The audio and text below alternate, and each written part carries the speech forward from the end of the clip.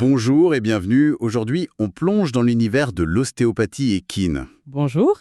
C'est une approche, on en entend de plus en plus parler, une thérapie manuelle qui se dit globale. L'idée, c'est d'améliorer la mobilité, le bien-être général du cheval.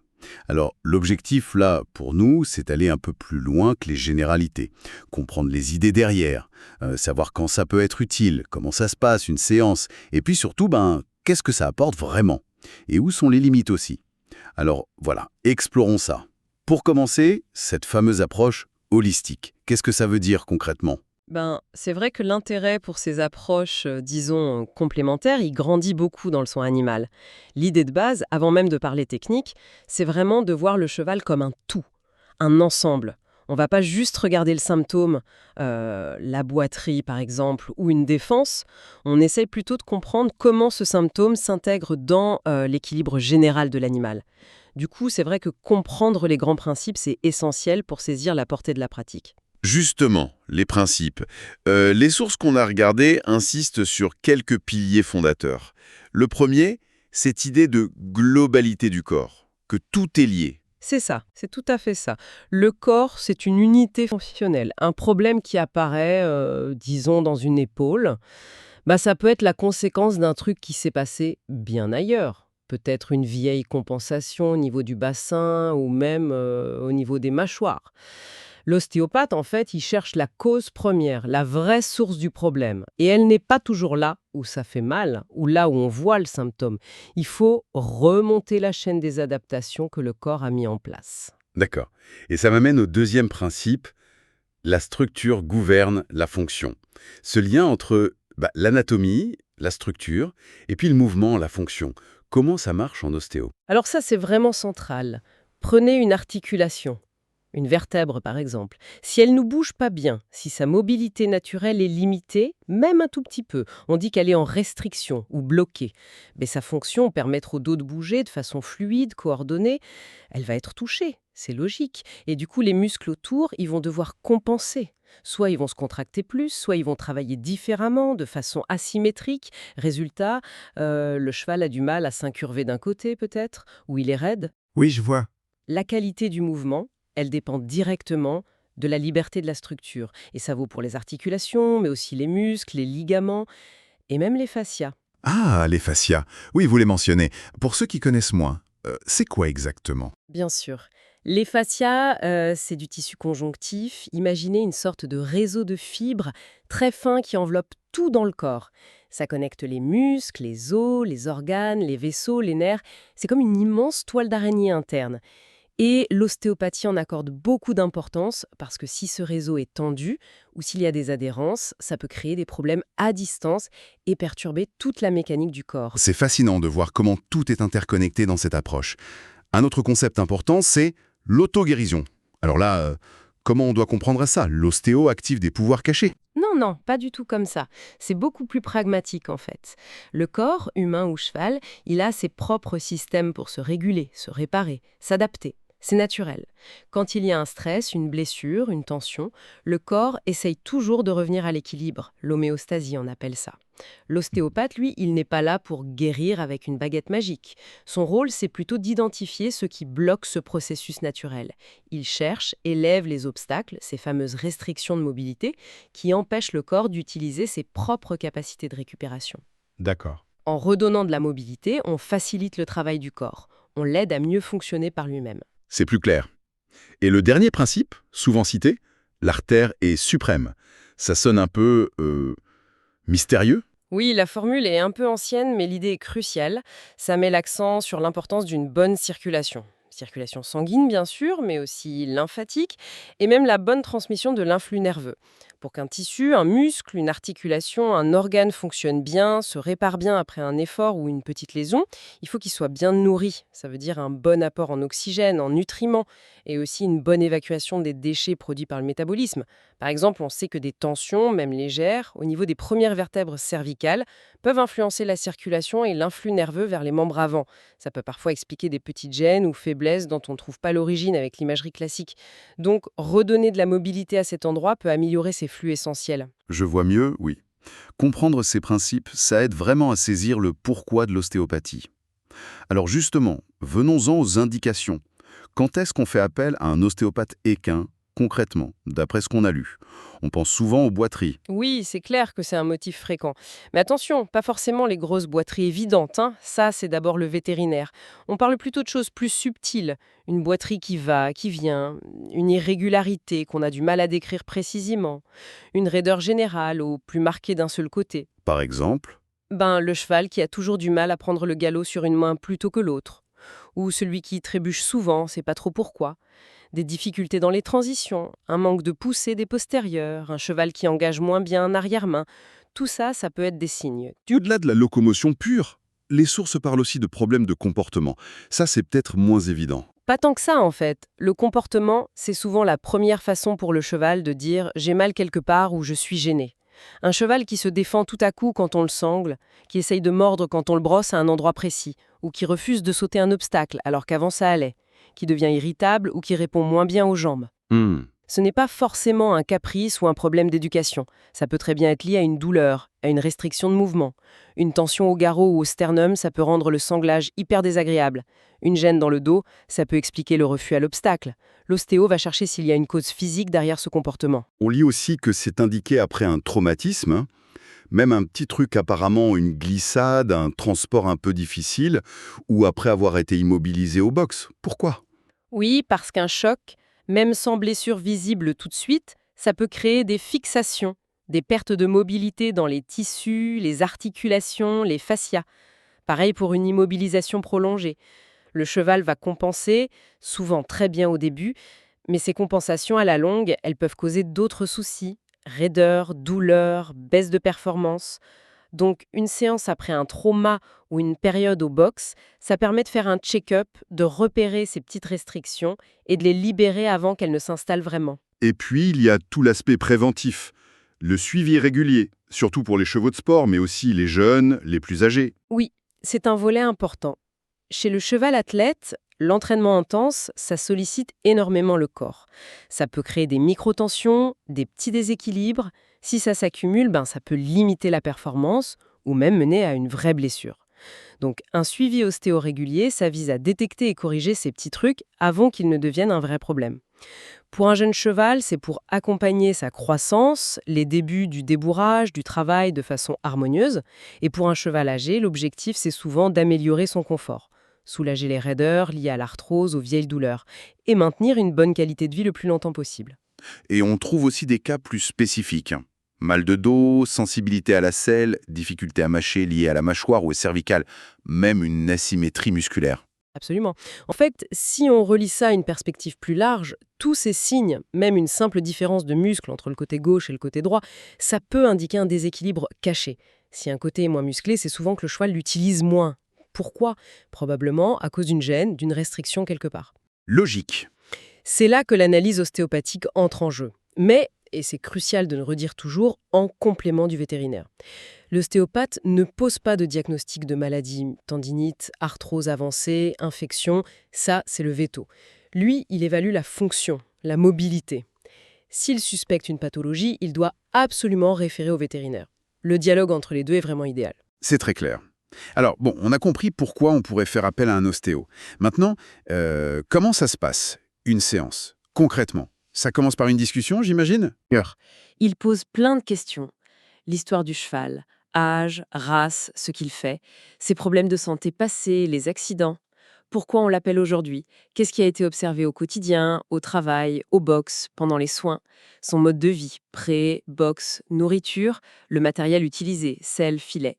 C'est essentiel pour comprendre le cheval dans son ensemble, son contexte, et ça va déjà orienter l'examen. D'accord. Et après cette conversation, on passe à l'examen du cheval. Exactement. D'abord, un examen statique. On regarde le cheval à l'arrêt, sous toutes les coutures. On observe sa posture générale, comment il se tient, ses aplombs, comment ses jambes sont positionnées sous lui, la symétrie des muscles, est-ce qu'il y a des gonflements, des déformations. Ensuite, examen dynamique. On fait marcher, trotter le cheval en main. En ligne droite, sur des cercles, idéalement sur sol dur pour bien voir et entendre comment il pose les pieds, et puis sur sol mou aussi, si possible. On analyse la qualité du mouvement. Est-ce que c'est fluide, symétrique? Quelle est l'amplitude? Est-ce qu'il pousse bien avec les postérieurs? Comment bouge son dos, son encolure? C'est seulement après tout ça que l'ostéopathe commence à toucher le cheval pour la palpation et les tests. C'est ça. Là, l'ostéopathe utilise ses mains.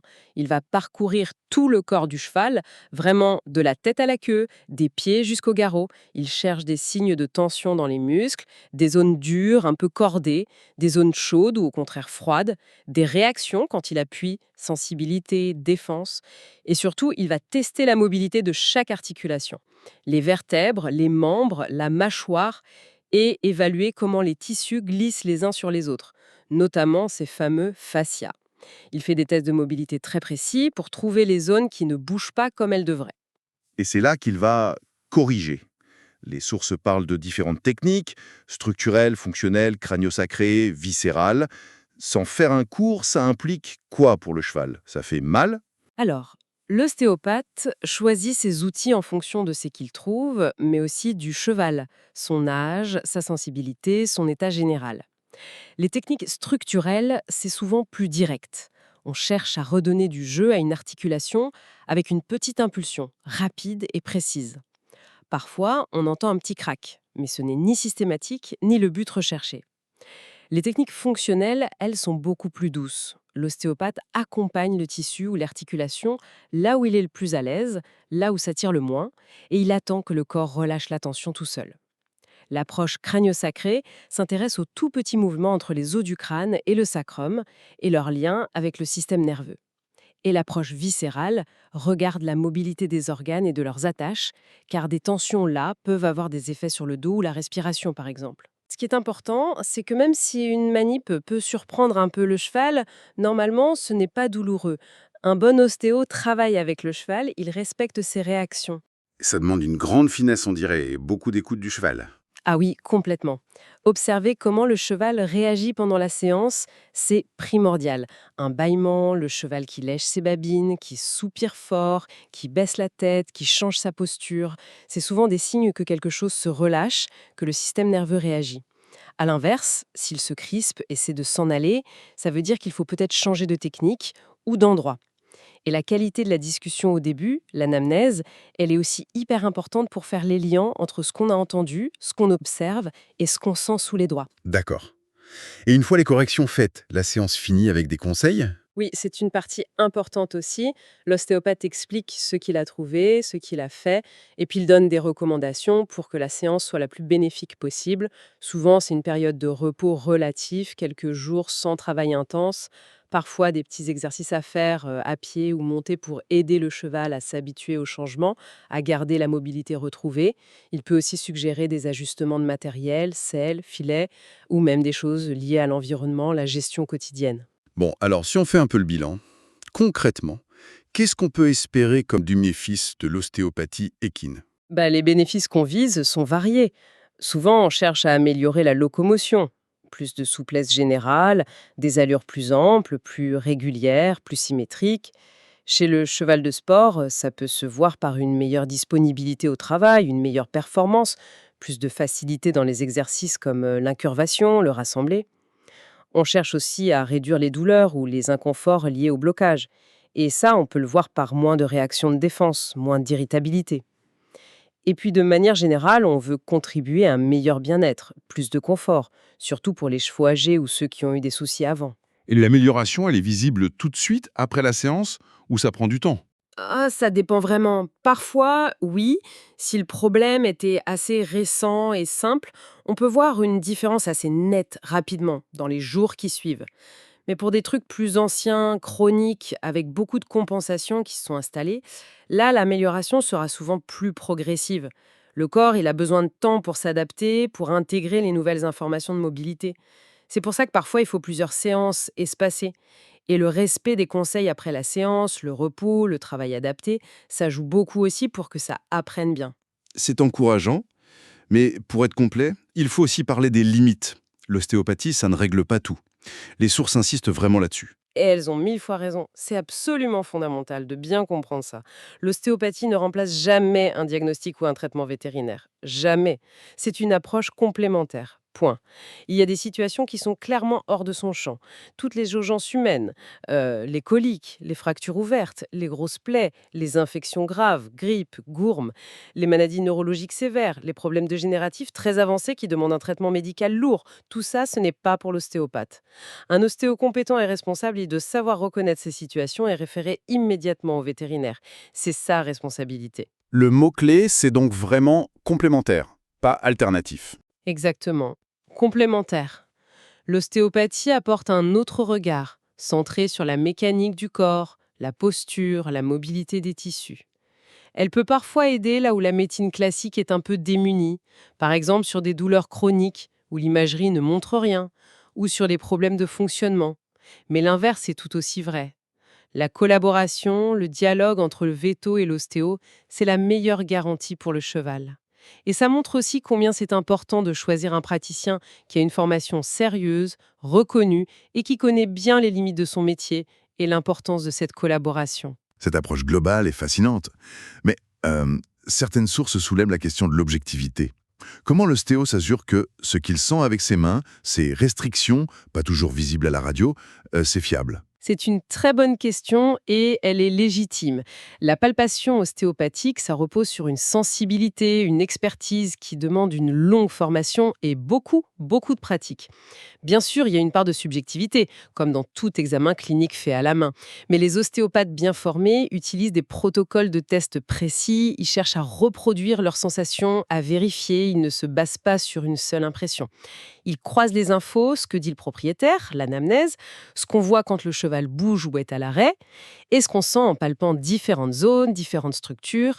La réaction du cheval aux tests et aux corrections, c'est aussi un indice important. La fiabilité vient de la rigueur de la méthode, de l'expérience et du recoupement des signes. Mais c'est vrai que la recherche scientifique essaye encore de mieux objectiver certains concepts et certains effets de l'ostéopathie. C'est un défi intéressant pour la profession. Merci pour cette précision. Alors, si on essaie de résumer l'essentiel, l'ostéopathie équine, c'est une thérapie manuelle, globale, qui voit le cheval comme un tout interconnecté. Elle se base sur des principes de mobilité, d'autorégulation, le lien structure-fonction. On peut y penser dans pas mal de cas, problèmes de locomotion subtile, changement de comportement, ou même en prévention. La séance type, c'est discussion, observation, palpation, test, et puis correction manuelle adaptée. Et toujours en complément du veto.